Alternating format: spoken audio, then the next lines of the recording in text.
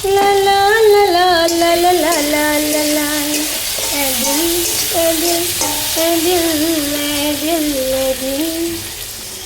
Hello বন্ধুরা, বলো তো আমি কি রান্না করছি? বলতে পারবে কেউ? আমি রান্না করছি আজকে ট্যাংরা মাছের ঝাল। এখানে আমি আলু বেগুনকে কেটে নিয়েছি, পেঁয়াজ ফোড়ন দিচ্ছি, টমেটো দিচ্ছি, দিয়ে নিয়ে আলু বেগুনটাকে পেঁয়াজ দিয়ে বেশ করে অনেকক্ষণ ভাজলাম। এখন আমি এর মধ্যে মশলা দিলাম, জিরা বাটা, আদা বাটা, লঙ্কা বাটা। আর এখানে দেখো সমস্ত ট্যাংরা মাছ ভেজে রেখেছি। এবার এই মাছগুলোকে আমি এর মধ্যে ছেড়ে দেব। এই মশলার মধ্যে ছেড়ে দেওয়ার পরে আমি জল দিব। তো এখানে মশলাটা কষতে কষতে আমি ভাজা মাছগুলোকে ছেড়ে দেব।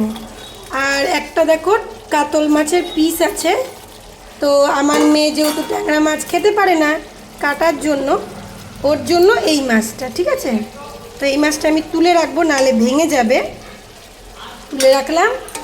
এবার এই মাছের সাথে মশলাটাকে আমি অনেকক্ষণ কষাই নিব, অনেকক্ষণ, যাতে করে এই কষানোতেই অর্ধেক খাওয়ার টেস্টি বেড়ে যাবে।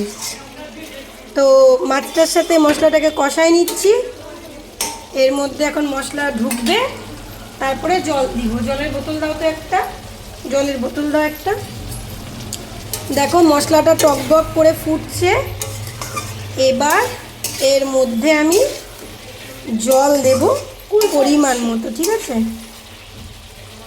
যেহেতু এটা হলো ট্যাংরা মাছের ঝাল, সেহেতু এটার মধ্যে কিন্তু আমি বেশি ঝোল দিব না। এই কারণেই যে আমি তো ট্যাংরা মাছের ঝোল করছি না, আমি তো করছি ট্যাংরা মাছের ঝাল। তো দেখো মশলাটা এখানে প্রায় কষা কষা হয়ে গেছে। এইবার এর মধ্যে আমি এই দেখো এই বাটির মধ্যে এক বাটি জল রেখেছি, জলটা দিয়ে দেবো। হ্যাঁ, তো এবার আমি জলটা দিয়ে দিব, কারণ মশলাটা প্রায় কষানো হয়ে গেছে। আবার বেশি কষানো গেলে মাছগুলো ভেঙে যেতে পারে।